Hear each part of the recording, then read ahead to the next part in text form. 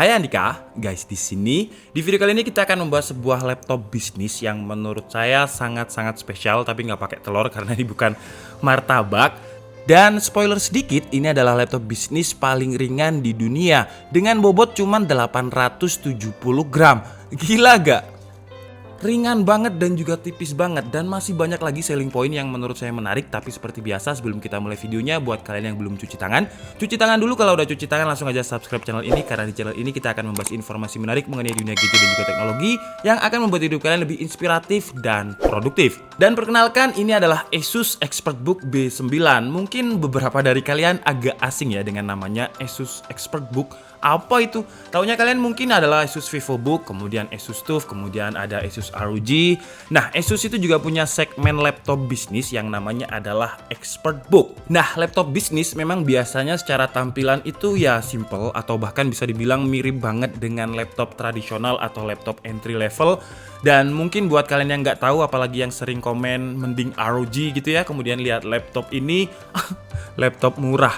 Padahal laptop ini adalah laptop bisnis yang harganya itu juga nggak kalah dengan ROG. Perbedaan laptop mainstream dan juga laptop bisnis itu lebih mengedepankan security, durability, portabilitas, long life battery, dan juga performance. Karena memang biasanya orang bisnis itu orang yang nggak mau ribet pertama, dan dia butuh device yang ringan, dan yang paling penting harus aman. Jadi security-nya itu harus ketat banget.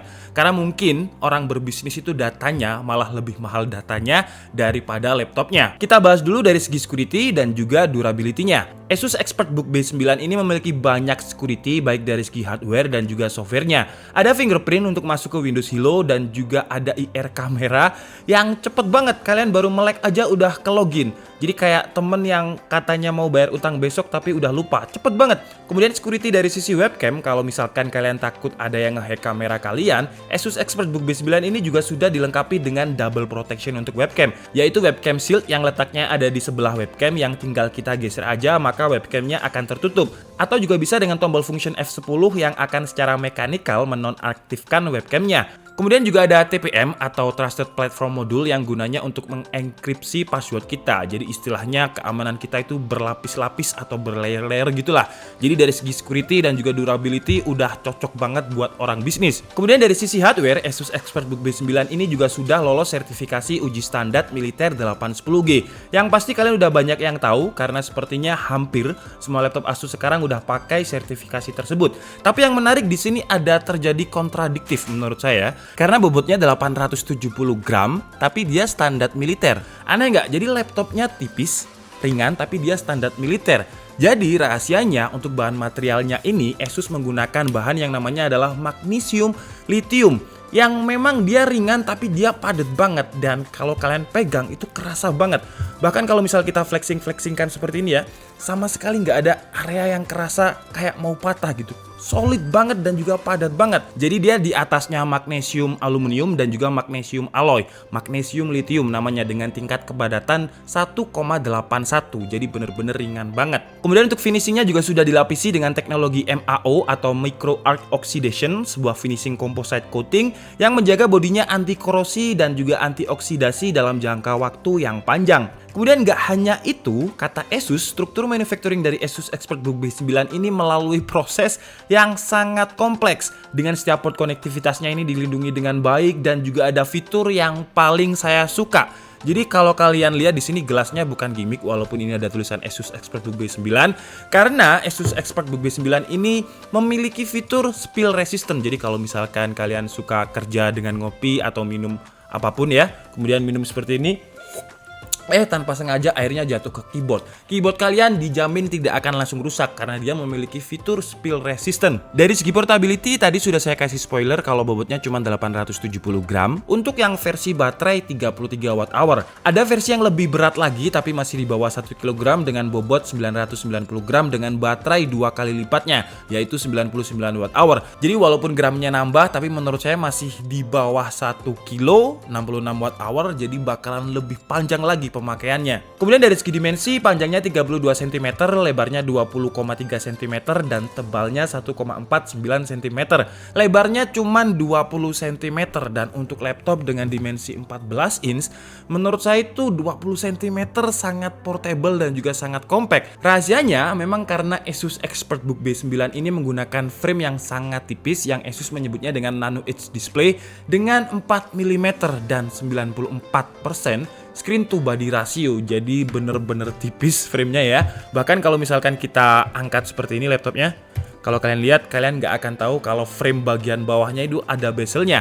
Kenapa? Karena dia memiliki desain yang ergolift. Jadi kalau misalkan kita posisikan 45 derajat seperti ini, dia akan mengangkat keyboardnya. Jadi dari segi untuk mengetik itu juga lebih nyaman, dan dari segi desain menurut saya desain ergolift terutama di ExpertBook B9 ini sangat terlihat elegan. Kemudian untuk engselnya dia juga bisa dibuka dengan sampai 180 derajat seperti ini, yang kalau misalkan kalian presentasi kemudian kalian kepengen menunjukkan ke teman presentasi kalian yang ada di depan, kalian tinggal kayak gini aja, dan dia ringan, jadi kalian bisa gunakan hanya dengan satu tangan. Untuk engselnya dia juga bisa dibuka dengan satu tangan kok. Kemarin saya coba, kita coba lagi ya. Tuh, lancar banget dibuka dengan satu tangan. Laptop setipis ini, GG ya.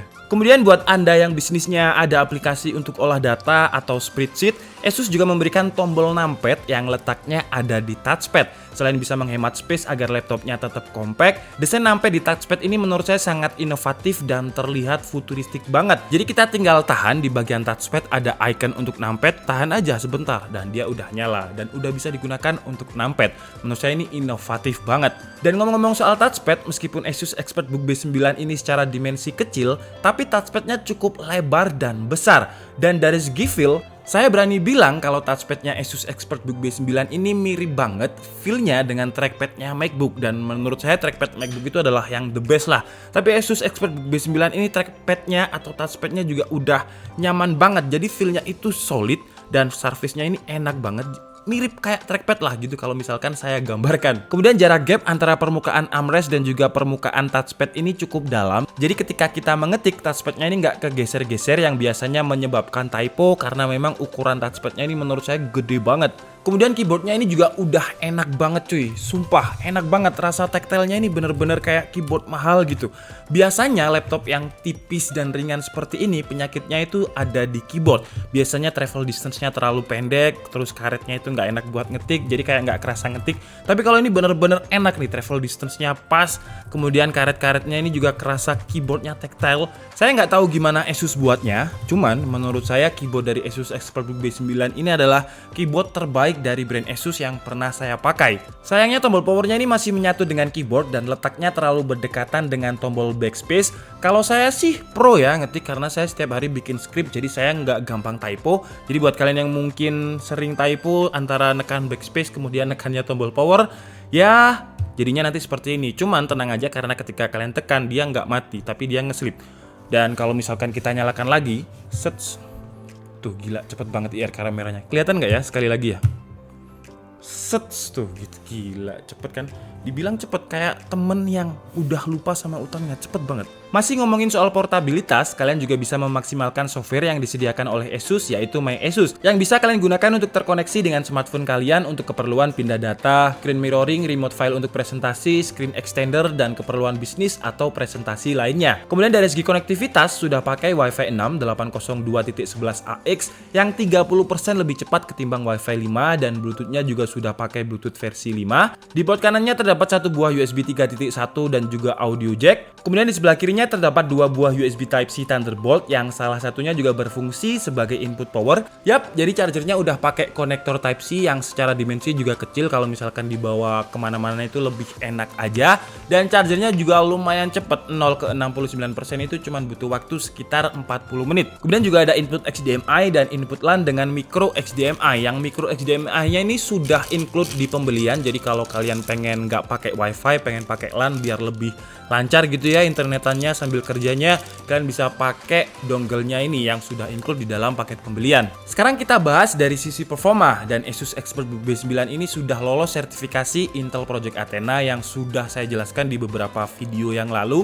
Intinya Intel Project Athena adalah syarat yang dibikin oleh Intel untuk vendor-vendor laptopnya membuat laptop yang benar-benar di-engineer untuk mobile. Jadi dari segi portabilitas itu harus tipis ringan, kemudian dari segi spesifikasi harus tinggi, performanya juga tinggi, dan yang paling penting baterainya harus awet. Dan itu semuanya dimiliki oleh Asus ExpertBook B9. Bukan hanya dimiliki ya, lebih dari syarat minimalnya Intel Project Athena. Pertama, untuk prosesornya sudah pakai Intel Core i7 generasi ke-10, di mana syarat minimalnya adalah Intel Core i5 generasi ke-10. Grafik cardnya pakai Intel UXD 630. Kemudian untuk memori RAM-nya 16 GB LPDDR3 2133 MHz yang karena LP jadi sayangnya disolder dan nggak bisa di-upgrade. Tapi 16 GB dual channel menurut saya udah nggak butuh upgrade lagi sih. Kemudian untuk storage-nya udah pakai dual SSD PCIe NVMe yang masing-masing kapasitasnya ini 1 TB. Jadi totalnya itu 2 TB. Gila gak? Bukan hanya itu, speednya juga kenceng banget, 3500 Mbps. Jadi kalau misalkan kalian pengen settingan dual storage RAID O atau RAID 1, tapi saran saya sih pakai RAID 1 aja ya. Jadi biar data kalian itu ke backup dan lebih aman lah. Kemudian di sektor layar, spesifikasinya juga udah tinggi banget meskipun bukan 144 Hz refresh rate. Buat apa juga laptop bisnis pakai 144 Hz? Yang penting di sini sRGB-nya udah 100%, kemudian resolusinya Full HD, panelnya IPS dan memiliki 300 brightness nits yang udah cukup untuk digunakan di ruangan yang terang. Contohnya seperti ini langsung menghadap ke lighting tapi kalian masih bisa lihat layar, atau kalian gunakan di outdoor dengan cahaya matahari yang sangat terik. Kemudian ada teknologi yang menurut saya menarik dari Asus yang namanya adalah PSR atau Panel Self Refresh Technology. Jadi di panel layarnya ini ada memori built-in-nya sendiri yang ketika frame-nya statik atau tidak ada proses perenderan gambar di layarnya, contohnya ya seperti ini, jadi benar-benar statik. Nah, chip tadi yang dari PSR akan otomatis mematikan sirkuit dari video prosesor ketika statik seperti ini. Jadi dia dari segi baterai akan lebih hemat. Karena memang tidak bisa dipungkiri kalau misalkan laptop itu yang paling boros di baterai adalah di bagian layar. Dan dengan teknologi ini, Asus mengklaim kalau baterainya bisa bertahan 24 jam. Tapi saya nggak tahu settingan konfigurasi yang digunakan oleh Asus seperti apa untuk bisa dapat 24 jam daya tahan baterai. Karena ketika saya tes pakai konfigurasi settingan saya, yaitu brightness-nya 50%, untuk web tasking menggunakan koneksi WiFi bisa bertahan sekitar 17 jam 23 menit. Yang menurut saya meskipun tidak sesuai dengan klaimnya Asus 24 jam, 17 jam 23 menit itu awet banget. Orang kerja mungkin cuma 8 jam sehari, 17 jam. 8 tambah 8, 16. Jadi kalian bisa kerja 2 hari tanpa dicas. Kemudian untuk audionya, walaupun laptop ini kecil, tipis, tapi audionya dituning oleh Harman Kardon. Yang suaranya ini gila cuy. Menurut saya ini laptop tipis tapi agak kayal ya. Dia suaranya itu kenceng banget. Jadi kayak kalian beli speaker premium portable. Bentar ya.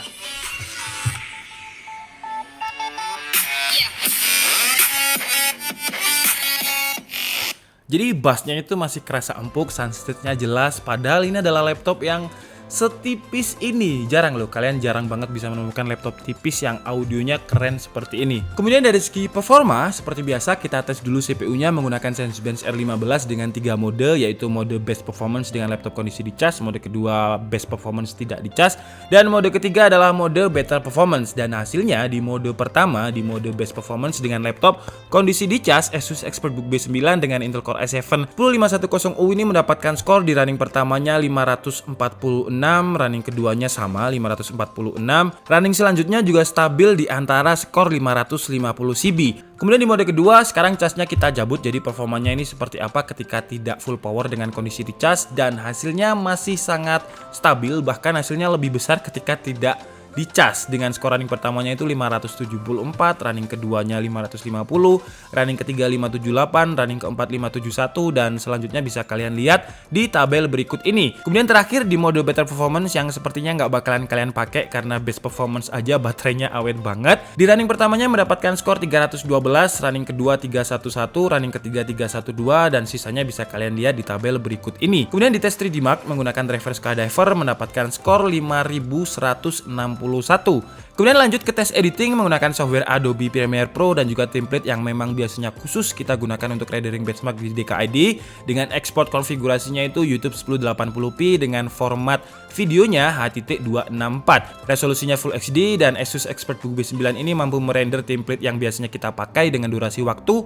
1 menit 37 detik. Lanjut ke tes gaming yang sebenarnya kalau kalian beli laptop ini tujuannya sama sekali bukan untuk gaming karena untuk bisnis. Tapi mungkin ketika bosan untuk berbisnis gitu ya kita main game sebentar. Tapi game-game ringan aja, game casual seperti CSGO, dia di resolusi Full HD, grafiknya lo bisa dapat sekitar 20-30 FPS. Kemudian di game Dota 2 itu bisa mendapatkan average FPS 90-100 FPS. Dengan resolusi Full HD, grafiknya fastest. Untuk harganya, nah ini sekarang masuk ke harga nih. Udah siapkan mental kalian ya dengan fitur-fiturnya tadi yang saya sebutkan. Coba tebak berapa harga dari Asus ExpertBook B9 ini.